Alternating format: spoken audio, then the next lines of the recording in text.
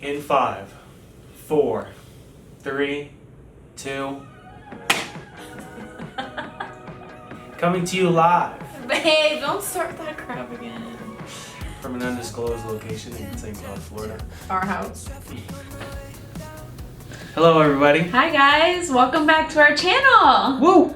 What are we talking about today, babe? Before we talk about what we're talking about, you should like and subscribe. Yeah, you should.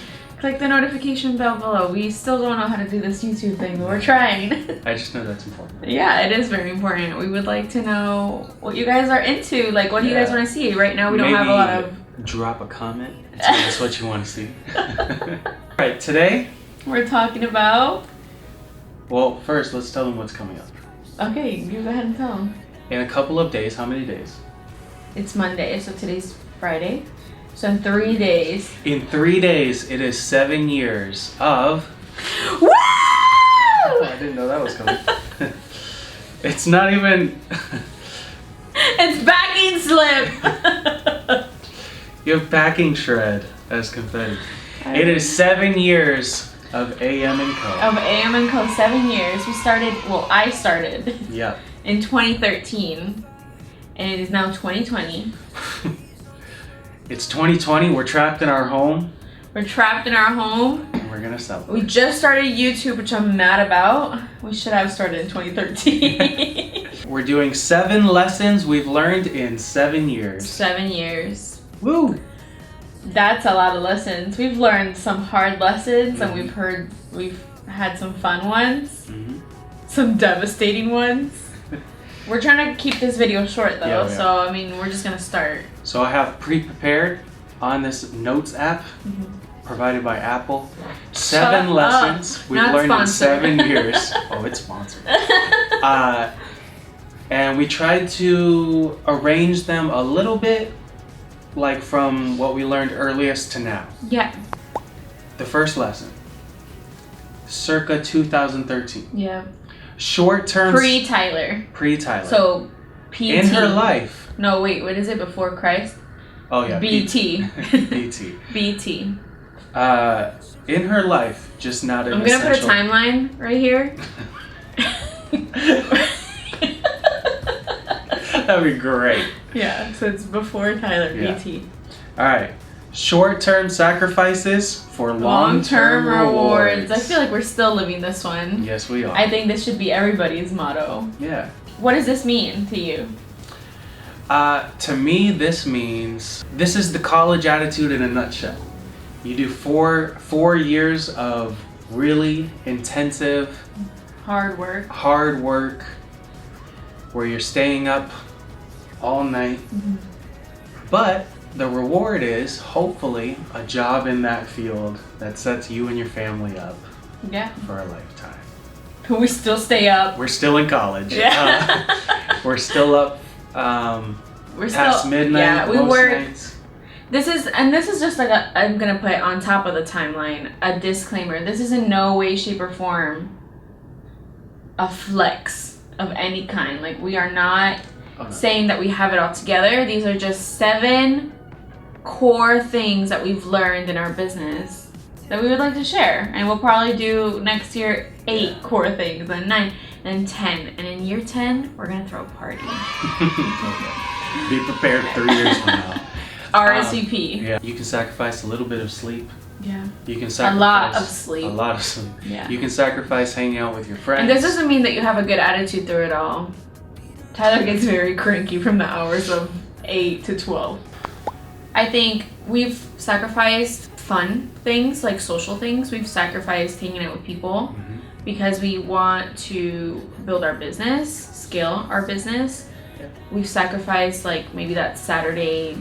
A lot of Saturdays. A lot of Saturdays because we do have a lot of weddings. Sorry, there was something else. Pizza Hut is outside. Building a business is lonely. Like, but it doesn't have to be, which will be noted into one of our last points. Is it doesn't have to be lonely, but there are times when it is lonely that we can't hang out on a Saturday because we have a wedding, or we can't hang out on a Saturday because we're stinking tired. But it's fun. Yeah. Okay, next one. All right, next one. Price yourself right. Price yourself right. Guys, if I can like say that one of the biggest ones, one of the biggest lessons that we're going to talk about, it's this one, right? Okay. Yeah. Which I struggled, BT before Tyler, I struggled a lot with pricing myself. Yeah, we're like, so now we're moving in the timeline. We're still right here. As the creative aspect of our business, he's more the logistical aspect of our business. Mm-hmm. But you're still creative too. But I think I'm more of like the creative brain. I have no logistical aspects in my brain. Mm-hmm. I mean, maybe I do a little bit. Maybe I'm just rambling. But you tend to price your work emotionally, whereas you need to price your work for what it is and the value that you have, which could still have some emotion in it because you are valuable, you are worth it, and don't ever let anybody tell you that your price is too much. I think I struggled a lot with pricing. Whereas you came in, you're like, what are you doing? You know? And as a creative, I tend to be like, no, but I really want to do this for this person. Like, I think this would be so fun. But you have to come in and be like, okay, well, you're going to lose money if you do it this way, you know? Mm-hmm. So you price things out correctly. You add worth, you add our time, you add our labor. Yeah. And you come up with a sweet number that brings... That reflects it all. That reflects it all. And not only does it bring value to you, but it also makes your clients value what they're getting too. Mm-hmm. Does that make sense? Like, you have to live. You have to We make got money. bills to pay. That was expensive. You have to respect the time that you're going to put into it, the thought that you're going to put into it, and then your skills along the way. Number 3, consistency is the truth. What that means to me is, let me give you an example. Do you have a fashionable friend? I do. How do you know they're fashionable? Because they're constantly wearing good clothes. Great. So that went really well. Yeah. So you can judge anything. The way you can find out the truth about anything is if it's consistent. So That's so good. Mm-hmm. The reason I know Andy is good at what she does is because I can go 7 years into her timeline and see a consistent. Don't do it. I can see a consistent flow of good work. Well, not necessarily. I don't think good work. I'm thinking like just being consistent at like redefining your craft, like consistent at working to get better. Too. Yeah. Like how, like kind of like how it takes like 10,000 hours to be considered an expert. So you can't just claim that you're good at something. In my opinion, I feel like there has to be a consistent body of work. And that's you could be good at it, but like I think what backs you up and what gives you a platform is when you're consistent. Yeah. So for me, my job is all like customer experience, I guess you could say. So the way I see if I'm actually good at it is like, am I consistently answering things on time, consistently showing good service? Mm-hmm. It's hard. Yeah, super. It's so hard. Yeah. So for me, if you want to know the truth about anything and where you really are as a business and as a person, you have to judge it by consistency. Number 4, I'm gonna throw this one to you. Mm-hmm. Double check your work. Oh gosh, guys. I think this is a hard one that we learned, I want to say in the last year. Yeah, it's crazy. With Tyler time. Let me preface it by this. I have always been amazed that Andy does not make mistakes. It's amazing. Like I do make mistakes. No. But like I've watched her just like make like 7 seating charts over there. That's why I was looking over there. And it will be like 11 o'clock at night in low light. And then the next day we'll come to set it up and it's perfect. There's no names missing. Everything's spelled right. And I'm like, whoa, this is amazing. Thanks. But I do make mistakes. It doesn't happen often. But let's give out a scenario. Put a finger down and you were in the hospital and you almost died of an allergic reaction and you had your gallbladder out the next day and then you had 8 weddings in the next 2 weeks and then you made a mistake. Put a finger down if you foolishly thought you would still be able to maintain the level of excellence. All of them. So let me tell you about this story really quick. Really short version of the story. We had this really great client, super sweet, and she wanted a seating chart, and it was around the time where I had a bunch of health issues, which is not an excuse, but whatever. That was just the context of the story. And I remember doing the seating chart really late at night, you know, and usually I am pretty good about not missing details. Yeah. really good. I'm very careful and I do them very slowly so that I can not make mistakes. I give the seating chart to the groom. I meet him up in person. A week and a half later, we get an email.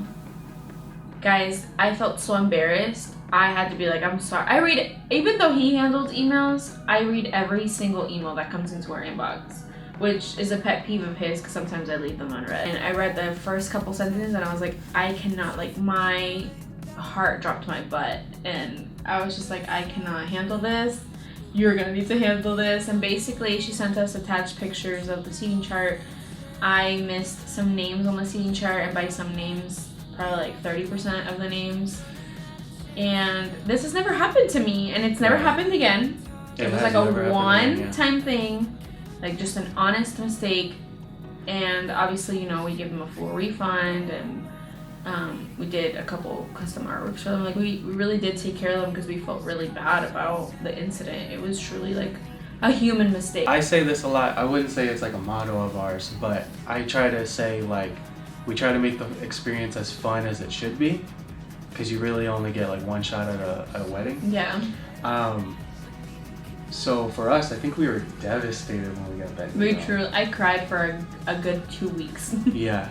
And I would just think about it and cry on the spot because it's on our wall. What is done in love is done well. Like, everything that we do is done in love, and for that moment, it like slipped. It was like a stab. It was like a stab. Like, that what I did hurt somebody's wedding. But out of that experience, we've also learned double checking your work.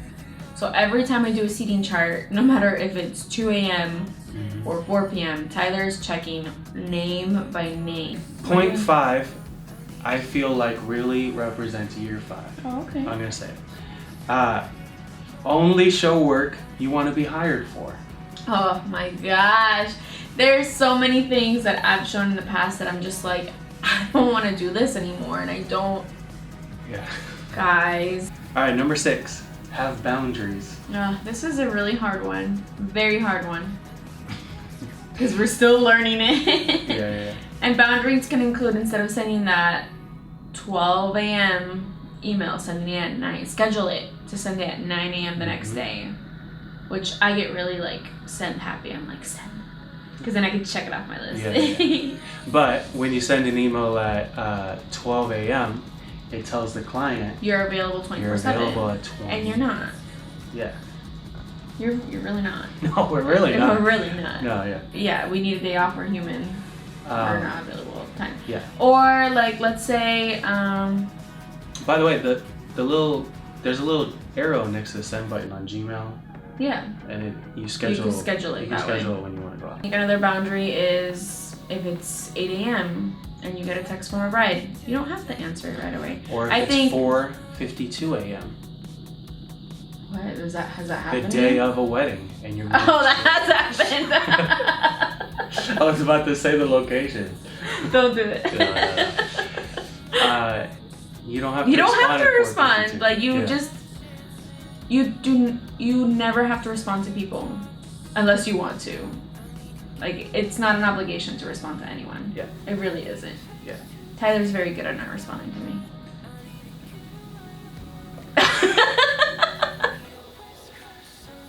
Huh. All right. I'm gonna let you lead the charge on this one, okay? Number 7. So number 7. 7 for 7 years of Am+Co.